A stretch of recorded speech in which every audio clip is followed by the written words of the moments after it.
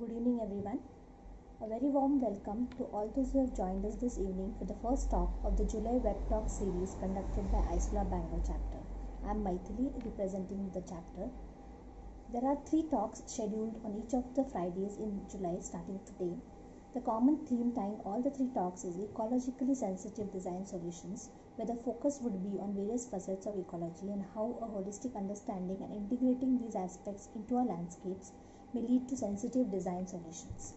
The first talk is titled Regenerative Designs by consultancy named Ananas, which is a team of 3 members. They do ecological landscape design and work on harvesting water, creating forests, and designing whole systems for projects of various scales and domains.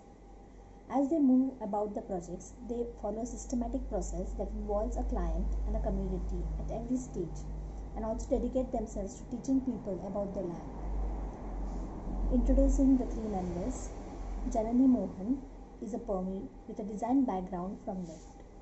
She completed a permaculture design course with Rico Zook and Navsanna Kapula in January 2017, and her vision is to use design thinking to integrate small-scale self-sustaining systems for people to create a lifestyle that is prudent and gentle on the environment.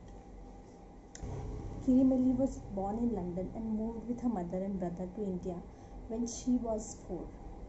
Upon completion of Bachelor's in Environmental Social Sciences at the University of Kent in England, she moved back to India, first doing urban farming and gardening workshops in Mumbai, and since 2014, she has been working on permaculture projects in and around Bangalore. She did a permaculture design course with Rico Zook and Nalsanna Kapula, as well as completed teacher training with Jude Hobbs. Himanshu Arti is a permaculturist with a background in sustainable architecture and landscape design. In the last 8 years, his fields of work revolved around low-cost architecture, landscape, and water management. From there, permaculture was only a natural progression. He works on rainwater harvesting and wetland restoration on Bangalore urban lakes with Biome and is a landscape designer for a forest. Himanshu has lived in Bangalore all his life and sees it as his zone zero. He feels responsible for its doing and undoing and dreams of bringing permaculture to its urban commons. I welcome all the 3 members of Ananas for this talk today, and over to you. Thank you. First of all, thank you all for coming. Thank you, Isola, for hosting us as well. So my name is Himanshu Arti, and with me, my colleagues and co-founders, Kiri Miley and Janani Mohan are also here. So we have a company called Ananas. Ananas is an ecological design company. We're based out of Bangalore.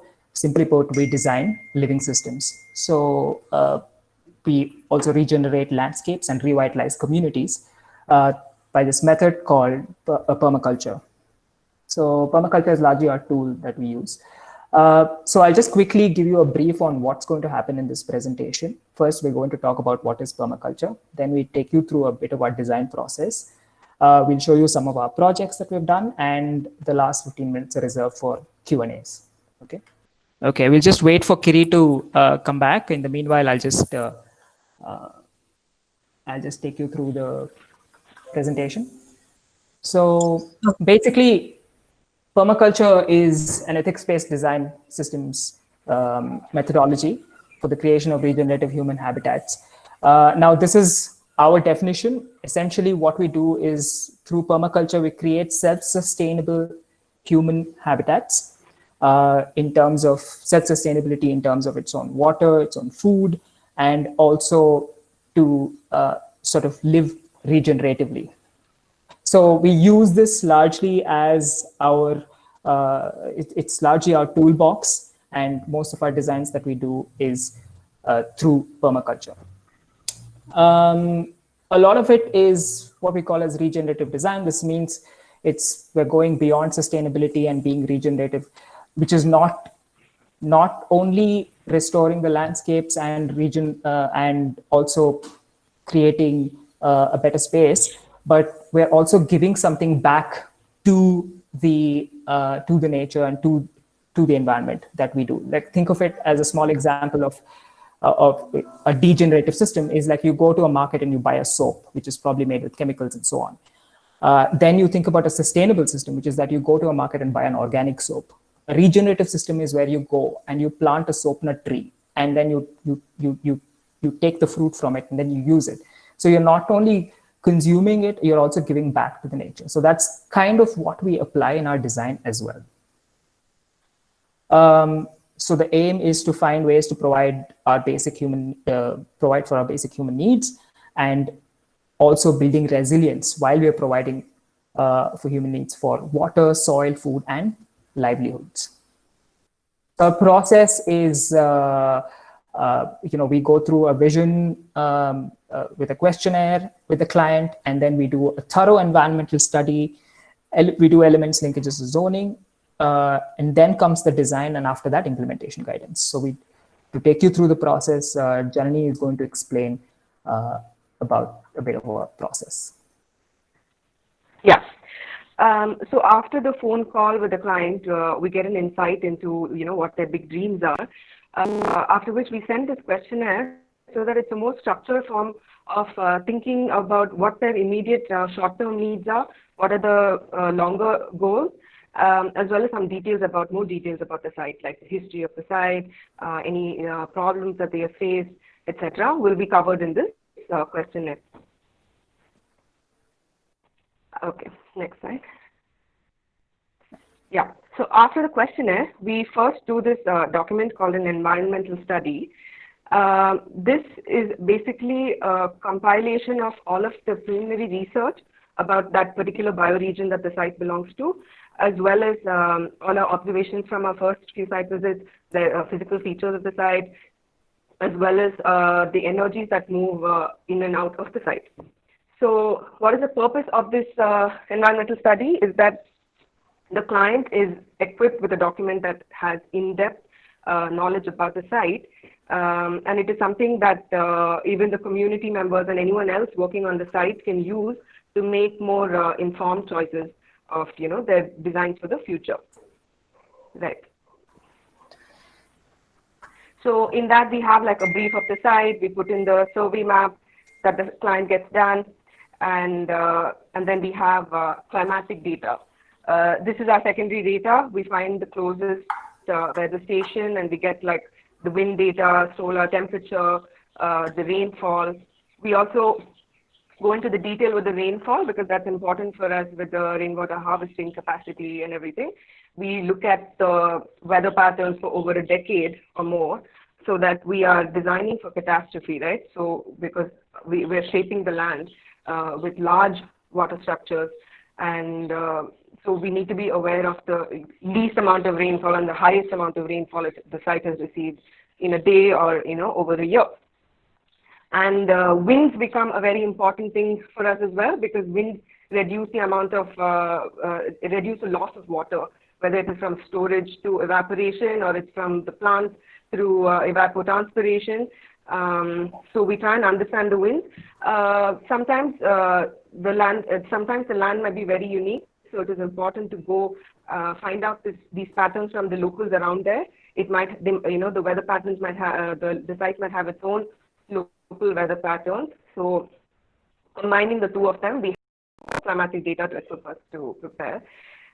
Then we go into topography, some of the features of the land. Where are the bunds? Is it very rocky? What does the soil look like? And then the vegetation. Vegetation we put into different zones based on what it is looking like. And if it is very sparse, which is often how it is, we try and get into the factors of what might be causing this, degradation of land, which might be grazing or it might be fire. Really understand the problems that the land is facing. And another thing that we do is, so if the client wants more information about the existing vegetation, we go and make a plant list where we have like the ecological significance of that particular plant. Otherwise, we skip that. We go to the nearest reserve forest to understand what forest type it is. Because more often than not, you see that in most of the mood boards and these inspiration boards, there are photos of some very dense, tropical or temperate, like Bali kind of gardens. And that's very impractical for something that might be a scrub jungle, like a Hosur district or a Krishnagiri district. So it's important to set expectations for the client, what to expect, what kind of a bioregion you're in.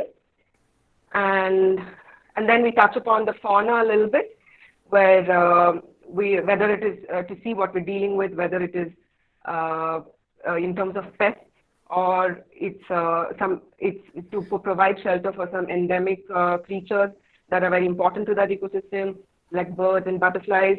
Then we go ahead and give them a list of fauna that is found around there, and any host plants or features to attract and shelter them.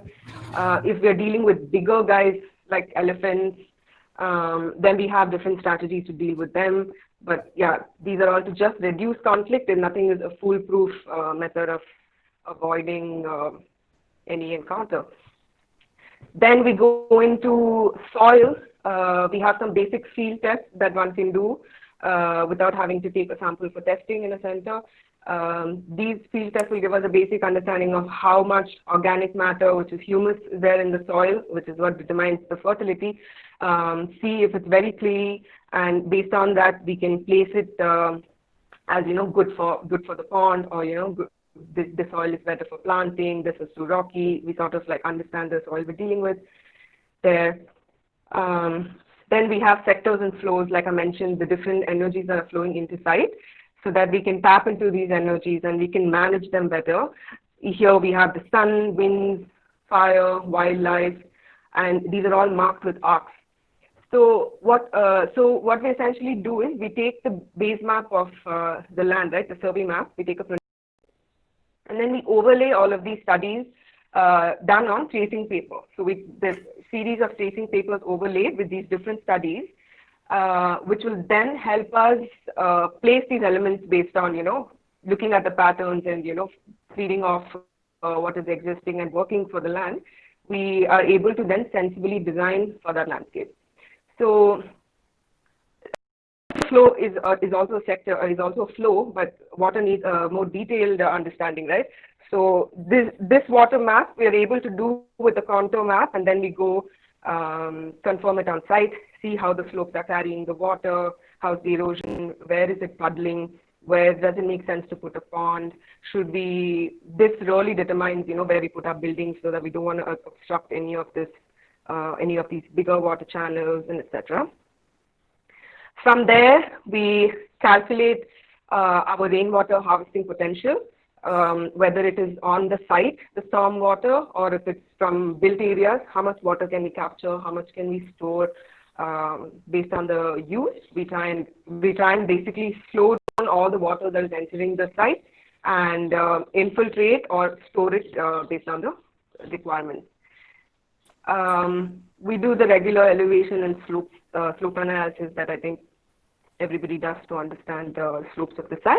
And last of all, we do a resource assessment, which is to see what is existing around the site that we can use. Because in permaculture, embodied energy of anything that you're trying to bring into the site needs to be as little as possible, because we want to tap into that local resilient knowledge that is already existing around that region. Whether it is people's skills, or if it's actual just materials, we try and do a proper assessment of it and use it in our designs. Yeah. So that's the environmental study. And after that, we go into elements. So from that, we derive the different elements that now the client wants, right? So with these elements, we do this exercise. I know it looks very confusing and very colorful, and you're like, what is this very confusing diagram? It's basically to understand the relationships between these different elements and how they're interacting with each other. So here, if you see, all of these elements have a little number next to them, which is the number of times that they are dependent or interacting with another element. The whole process of this is not exactly to get, the whole process of doing this is also just understand in your head how these are related to each other, and how maybe you can stack one on top of the other, reduce the amount of work by putting them very in like close proximity to each other. And so the highest, so the elements with the highest number of linkages will go into the lower zones, Himanshu will tell you more about our zoning and how we then take these elements and place them into zones. Yeah, over to you, Himanshu. Yes. Okay, I hope you can hear me. So basically, the idea of zones is that it's essential for creating and optimizing beneficial functions of the land. Permaculture relies on several methods like this, and zone analysis is one of them. Simply put, think of placing the thing that you use the most close to you. Okay, like for example, zone 0 is the home, and then as the zone progresses, it goes from 1, 2, 3, 4, 5. The kind of interaction also reduces, and basically your high intensity zone is in zone 0 and zone 1. As the distance increases, it becomes a low intensity zone. Also, zone 5 becomes a more self-managed system where you don't have to put in too much energy, where you don't have to think about taking care of it on an everyday basis. Zone 0 is basically where you live. Zone 1 is where you visit frequently, and zone 2, zone 3 are occasional, and then zone 5 is just wild. So I mean, it's amazing how it's simple this is, but you'll be surprised like how people generally don't think about their zones, and yeah, this is like super useful in our design. So what we do is that once we have the environmental study, and once we have the vision, once we have elements and linkages and zones, etc., we put it all on paper, and we sort of do bubble diagrams such as this, and we then talk to the client about like what they think about this, and are they okay with this, and we also take them through the reasoning behind the studies, the reasoning behind the placement of these zones. So all of this is kind of done objectively to see what this looks like. Yeah, I know it looks kind of colorful, but it also signifies where, what's happening where, and so on. So finally, we come to the design. Design for us is like sort of the easy thing to do. Usually, what we learn to do in permaculture is that we don't try to jump into design at the first go. First, we tell the client that, okay, we need to do our studies first to understand what can happen where. We've had people come to us and say that, oh, I'm going to locate this pond like here, and where there's actually no water, or there's no chance of like getting water there, and it might take a lot of energy to bring the resources there. So without the understanding of the land, design can be difficult, but with all of these studies put together and layered, this becomes super easy. So this is one of our designs. So we use a lot of like colors, and we do a lot of work on paper first, and then we kind of color it digitally as we go forward. This was us explaining about zoning and stuff as it goes forward. Then how do we put our zoning on the map with the colors and everything? And we were talking a bit about the design. So this is what we're talking about. Anyway, what I was saying here was that this was the photograph that I was on, the image that I was on. So what I was saying was that we define these elements clearly in blowouts, and everybody should be able to understand the drawing. The drawing shouldn't be an intimidating one. So it should be clear. It should sort of communicate the information. And if they have any questions, they ask us. So this is a lake. We work a lot on urban common spaces and lakes and parks and so on. This is a lake in north of Bangalore called Tarahumse. So we've done the design for that as well. So everybody should be able to understand this design. One thing that we do is after the design is done, we give it to the client, and then we do an implementation guidance with them. So our interaction with the client needs to be extremely close, because permaculture is sort of new, and we want them to take ownership of their landscape. We want them to engage with us directly from the beginning to the end, so that they also have, so that they know exactly what we're trying to communicate. At the same time, they also understand the kind of hardship that it takes to work on the ground. So eventually what happens is that all the design and everything is communicated through this implementation guidance, and they're also kind of happy working with us that way. So I'll take you through some of the examples of our projects. So this is perma farm in Bangalore. This was about 3 acres. It was completely dry and flat, and the client wanted us to do some sort of wanted us to make this into a full-fledged permaculture farm and food forests and so on. So we started working on this, and then now it looks like this. So this is a perennial food forest mixed with annuals as well. So these are some of the pictures from this project. We also work on, like I mentioned earlier, we also work a lot on urban common spaces. So one of our rather favorite project is Jakur Lake. Jakur Lake, we've done a community food forest. When Jal Poshan, the trust that takes care of this lake, they approached us and said, can we do something here in this landscape? And this again was terrible soil. It was the dredged soil from the lake bed that was dumped here, and they wanted to do a community, some sort of a permaculture garden. So we decided, okay, let us do a community food forest where people could come and harvest the fruit and work on the garden and so on. So we slowly started working on it, and then now we have, now it's like completely green, and we have a lot of produce that comes from here as well. It's about 900 square meters, and this was, within almost less than a year or so, I think the garden just grew. So we got a lot of excess biomass from the lake, and you'd see that the lakes generate a lot of like water hyacinth and typha, and there's a lot of alligator weed and so on. So we kind of used all of that excess biomass to build soil on this on the sides of these lake beds. So now we get a lot of local perennial foods. We're also thinking of now donating all of this food to local Anganwadis to sort of get the produce also kind of goes to them, and people from the locals can come and work on the garden. So this is another project that we've done. This is about 100 acres, about 95 acres. This is Tamarind Valley Collective. It was completely dry. Farmers had kind of abandoned this place because they couldn't grow anything. There was no water, there's no borewell, nothing. So what we started doing was that we started doing the studies first. And this is us walking around in the nalas. Most of the time you would find us in different places on the land like this in the initial phases of the project. We're walking through the nalas, seeing where the erosion is, understanding erosion patterns, and so on. So slowly we started doing gully plugs, we started doing swales. We work on water quite intensively because water kind of works directly with generating microclimates as well. So, and with the studies and with the vegetation studies and water, we kind of combine that together. So we started slowly getting water, and we were able to harvest a lot of water and save water within the soil.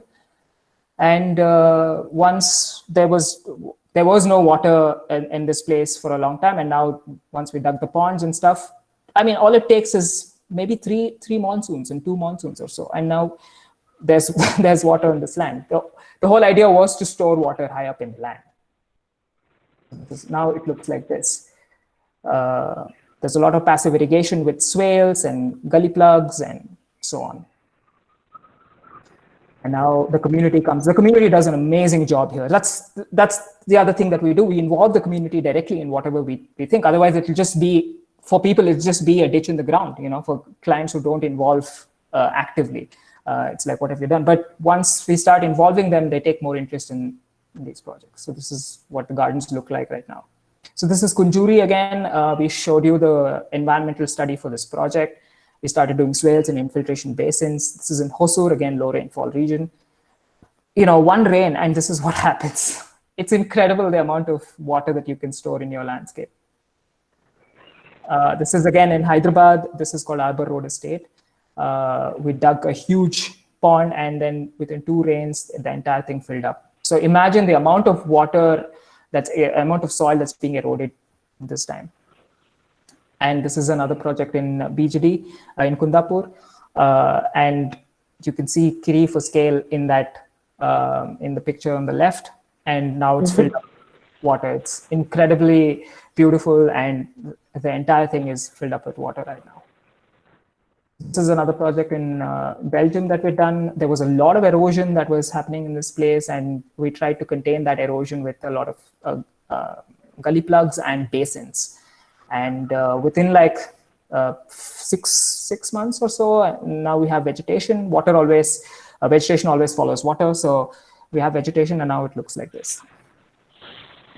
So we work a lot with the community, and we're big on knowledge sharing. Kiri will explain more in detail about this. And over to you, Kiri. Okay, hi. Yeah, so basically, as Himanshu said, we work a lot with knowledge sharing and community building. So what we realize is that this work, even though we do it for a living, it's the kind of work that everyone should be doing, that we should be healing our land, we should be harvesting water.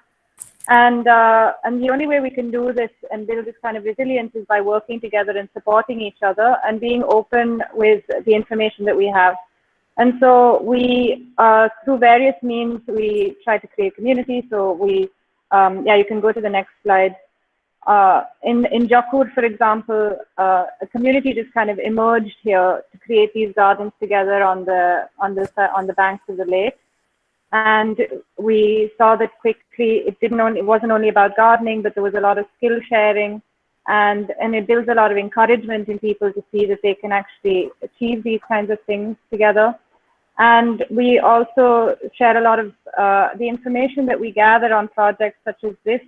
We share on our website, and we put out whatever research and kind of information that we think is useful. We try to put it out so that anyone can access it, and anyone who has land can just call us. And we like to just as much as possible just enable people to work that we do. And when we go to projects as well, like for example, this is in Coorg at the Pumale estate. You saw the design earlier. We really try as much as possible to find the people who are from the place, who live there, who are familiar with the land, who know the history, who can tell us stories about the land, so that then that way, whatever design we create for the place doesn't just stick out like a sore thumb, and that isn't nested then in the local ecology and in local society there.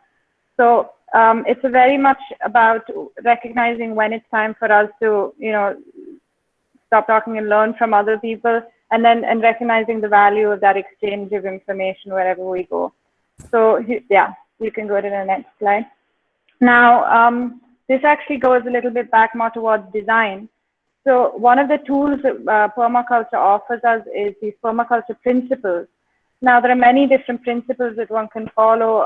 There are different principles that different practitioners use, but we've just highlighted some of the ones that we use. And these basically guide the design process for us. So when we have the elements and we want to think about where would they make sense on the map, where should we place, for example, the vegetable garden, where should we put the pond, we can use some of these principles to guide us in that decision making. So for example, the first one would be mimicking nature. Nature obviously is already figured out perfectly how to purify water, how to build soil.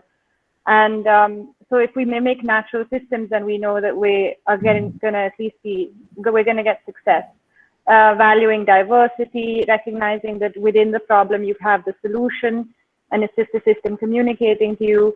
Valuing marginal, whether it's, because I mean, I won't get into that now, I think we don't have, but using small scale and intensive systems instead of spreading yourself thin and using all your energy on a large landscape, making small mistakes and then replicating from your successes. And you, of course, Janani also mentioned, we do resource assessments, so we use local resources as much as possible to minimize the amount of energy, and also they're just generally more appropriate. And then find places where you can make the least change for the greatest effect. So these sorts of principles basically just guide our decision making, and they apply not only to physical landscapes, but can also be used in invisible relationships. So when we're working with community and so on, some of these principles can be useful in that as well, because we've always found that it's more humans who tend to complicate things, and that nature is quite fine with looking after itself. So actually the invisible relationships tend to be very important to, have clarity in those and manage them well. Yeah. And then the last but absolutely not least, as we, in the definition, we said that permaculture is an ethics-based methodology. So all of our decisions are based on these three ethics. And if we compromise them, we will not create a regenerative system, and we'll create degenerative systems. And so the ethics are care for Earth, care for people and self, and of course, fair share. Now, if you want to know more about the ethics and the principles, we have, you can go to our website. Yeah, you can go to the next slide. We have our journal posts. You can explore more about these different topics there. And we have one on the principles and ethics. So there's more, we go into more detail there.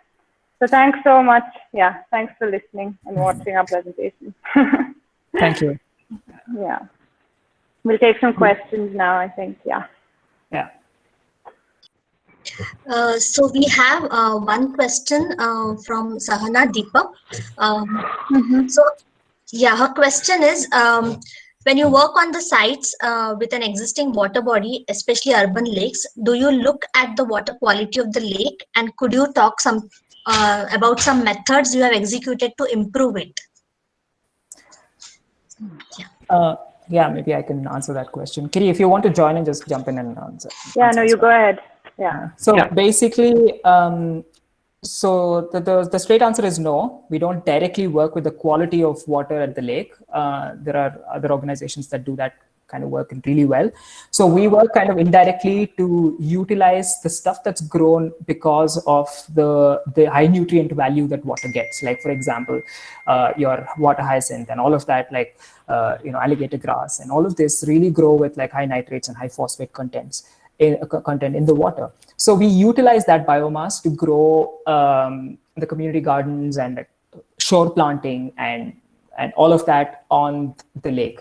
So in terms of the quality of water while we're working on the lake, we don't check while working, because there are like so many other people doing that work as well. Yeah, so that's the short answer for this.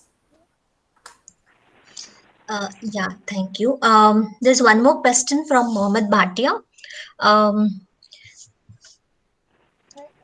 So he definitely compliments on the well-researched project work that you have shown us. So what are the data sources for all this research, and are there any software involved to generate data and for overlaying data for the analysis? Yeah. Yeah, go on. No, a lot of it for different things is for the climatic data, we tend to just do online research on, finding information from weather stations and so on. We definitely also recognize that a lot of the research that we do remotely or on, not necessarily remotely, but a lot of the research that you do online, you have to validate it on site. So you might find certain patterns, but then it's always best to interview people locally to get the information that's, the historic information that they just know from their own experience. Often that's far more specific. And we realize that each land has, even within the same region, might have very different conditions, like local winds and so on. Yeah, but in terms of our data sources, we just do as much research as we can through we have some of our favorite books, and we've been thinking that we should, put up a list of those. Oh, we actually have, don't we have, Himanshu, our list of? Yeah, we have a list, yeah. We have a list of like places where the books and stuff that we have. It's called on our maybe we'll share this on the chat.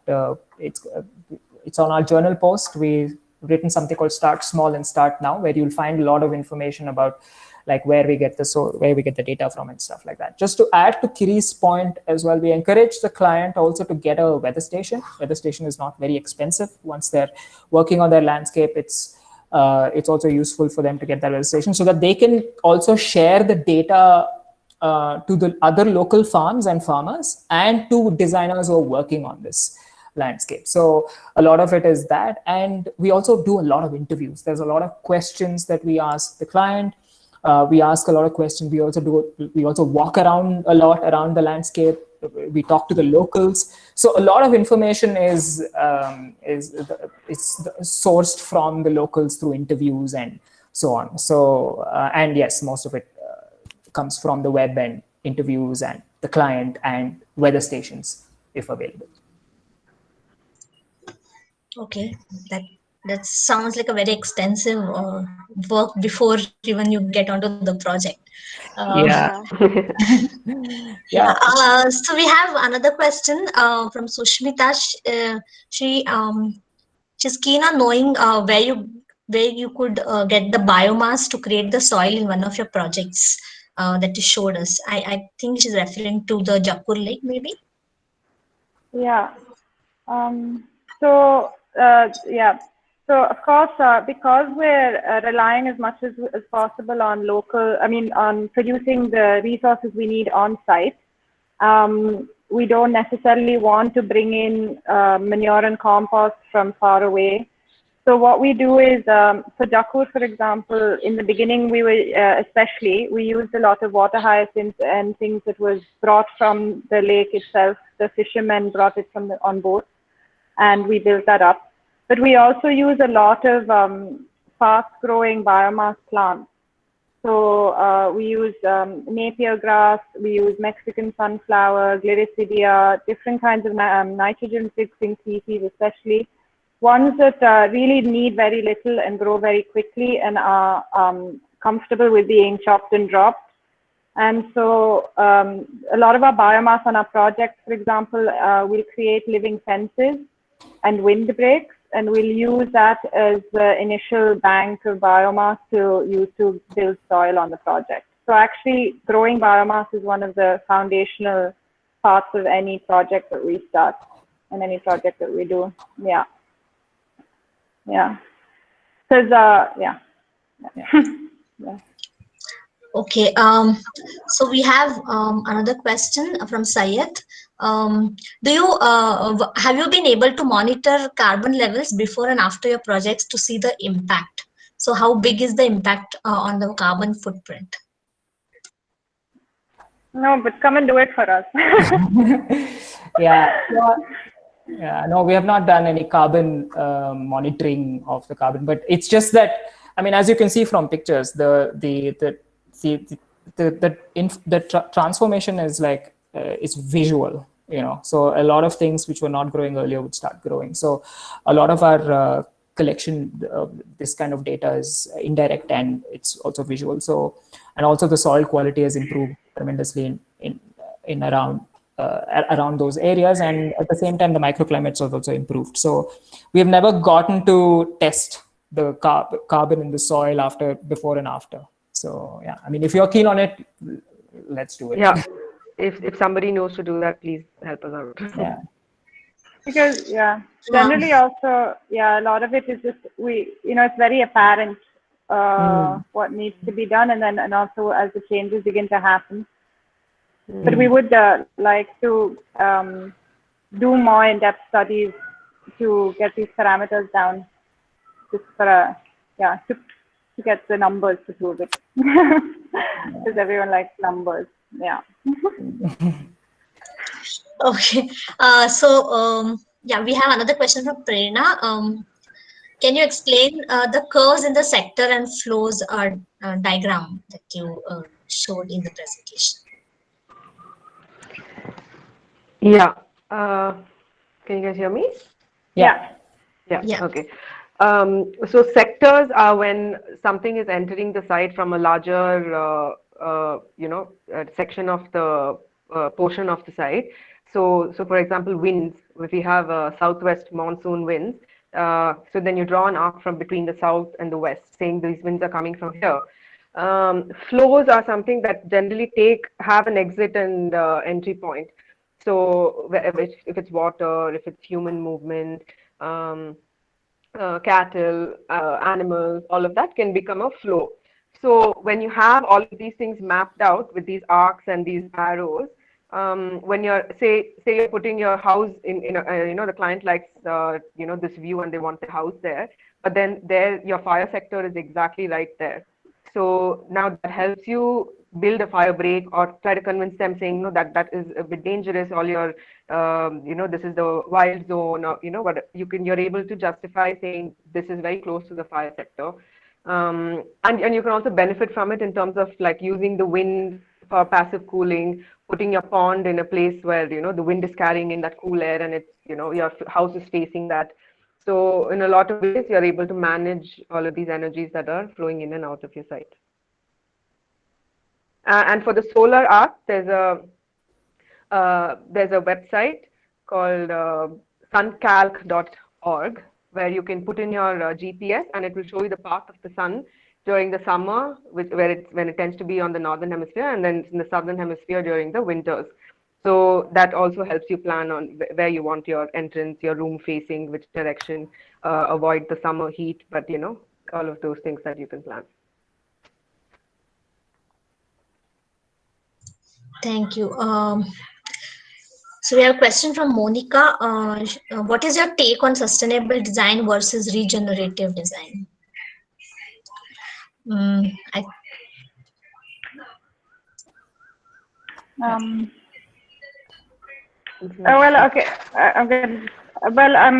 a bit of a tricky one to answer because everyone seems to have their own definitions often of the word of sustainable and regenerative. One thing, but the thing about regenerative design, the one thing that's important to us is just about really thinking as much as possible about how we're creating an ecosystem and how we're going to create an ecosystem that we can live in, but how is everything cycling back into itself? And sometimes you see design that might consider certain things and therefore be considered green, you know, because, for example, it's using something that, you know, is slightly less energy intensive, or but sometimes when you add all of those things together, you realize that actually there's a very high embodied energy to that structure or that design. And so it's hard to say because it depends on each practitioner and what it is that they consider to be sustainable. But as far as we've seen, a lot of things that are called sustainable are just about kind of carrying on in a certain way and just doing a little less damage. But what we're really aiming for is how can we heal the damage that's been done and then go one step further to create something that's extremely abundant and provides for itself and is resilient in that way, where eventually it doesn't even need any of us to do anything for it anymore. So, you know, Just to add to Kiri's point, basically regenerative design is also, like she mentioned, we're benefiting the ecosystem in a positive way, you know. So we're not just creating systems for humans, but we're also including the fauna, the flora, and everybody else who's dependent on the ecosystem is benefited by it. So we kind of think positively in terms of regenerative design. Just to give an example, it's like you may be using your recycled water to water your lawn.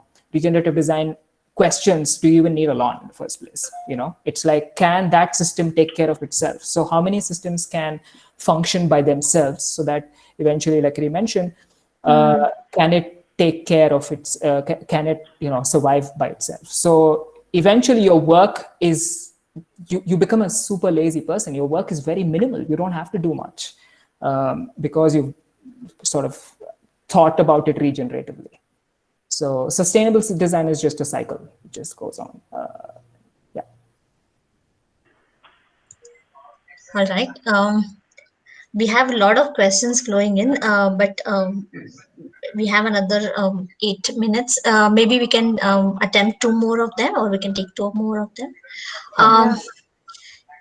Do you monitor the water quality of food in the water bodies that you create, and how? So the straight answer is we have not done it yet. We've not monitored the water quality. Again, like this kind of goes back to the earlier question. A lot of it is visual, and you know, you can see the water quality. When we talk about the water quality itself, the first thing that we do is through our environmental studies, the kind of studies that we do, thorough studies that we do in terms of, so we understand what is the kind of water that's coming in, what is the quality of the water that's coming in, what happens to the rainwater, and so on. So we are very well aware of the inputs to the system.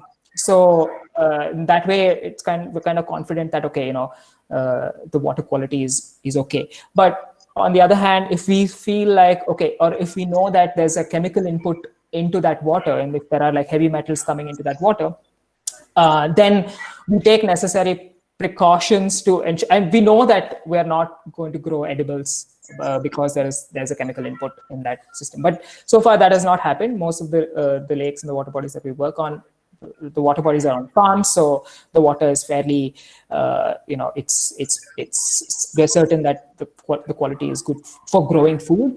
But for lakes, we do a thorough study and research in terms of understanding what kind of quality it is.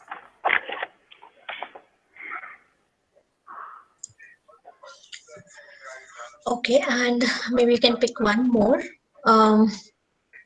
Do you work closely with architects for projects like residences for self-sustaining living? Do you think a deeper understanding is necessary at architectural design level as well? Yes, the quick answer is yes. We work very closely with architects. We work with Biome. We actually work with a bunch of architects, and the thing is, when we do our zoning, we also give them the feedback as to where to place the building. We don't get involved in the interior, the design of the building itself, but we involve ourselves in how is it responding to the architecture outside. So we don't design landscape and separately from the design of the building itself. How is the gray water interacting with the kitchen, and where is the kitchen placed, and what should be the should there be banana circles, or should there be a kitchen garden close by? It's like all these things we work closely with them to understand how our design is also responsive to the architecture.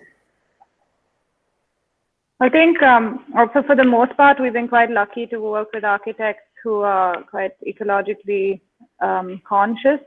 But certainly, definitely, there have been cases where it's obvious that there needs to be more of this kind of whole systems thinking within architecture. There are many examples even now where, rainwater harvesting is an afterthought. And a lot of this stuff is kind of considered like some sort of niche thing that isn't really relevant to, just conventional, if someone wants a house, it's not really relevant, but then there's like this, it becomes like an afterthought. Yeah. And the problem with that is I've been part of a project where then things end up having to be literally, you have to retrofit, yeah. And it's so much more expensive. It's so much more effort. And if a lot of this knowledge was just in place right from the beginning, I don't know, I'm not an architect, so I don't know what is taught in architecture colleges. But if a lot of this information was already instilled in the beginning, then it would mean that a lot of work would be saved later, because you wouldn't be retrofitting and trying to fit in things into a house that's very fixed, So, but luckily for the most part, we've found that there are a lot of architects who are also very aware. They kind of come with the landscape first without the building to see how best we can integrate our landscape around the building. The built environment is kind of the systems, the ecological studies kind of govern the placement that goes on in terms of the elements that go onto the ground. So in that way, we've been kind of lucky working with like really good people that way.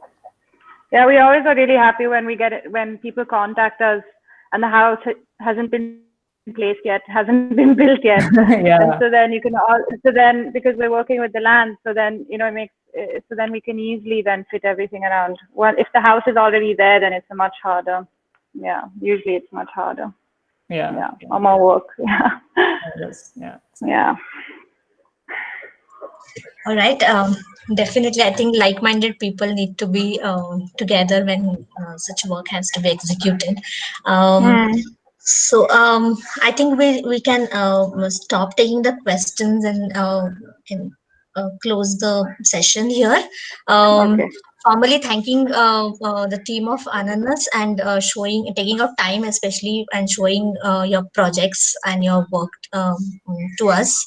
We had good response definitely, and Thank you. we look forward for Thank more you. collaboration in future definitely. And all the best to you guys. Thank you very much. Thank you. Thank you Yeah, so and much. just to say, if anyone has any questions that they would still like us to answer, they can get in touch with us on Instagram or Facebook, and also take a look at our website. And we're always happy to, yeah, we have phone numbers up on the website. You can just get in touch. Yeah. Thanks That's so much great for this then. opportunity. Because we have a lot Yeah. of questions here we couldn't take up because of the time constraint, but Yeah. request Actually, everyone maybe if they can be directed to our Instagram or something, we're more than happy to answer all of them. Yeah. we'll try doing that. Yeah. Okay. Thank you so Thank you much. so And much. Thank you so much. all the participants who have spent their 1 hour precious evening with us. Yeah, really. Thanks for watching. Thank you so much. Thank you so much, Maithili and Sachin. Yeah. Also, Thanks for the thank you so much. opportunity. Yeah.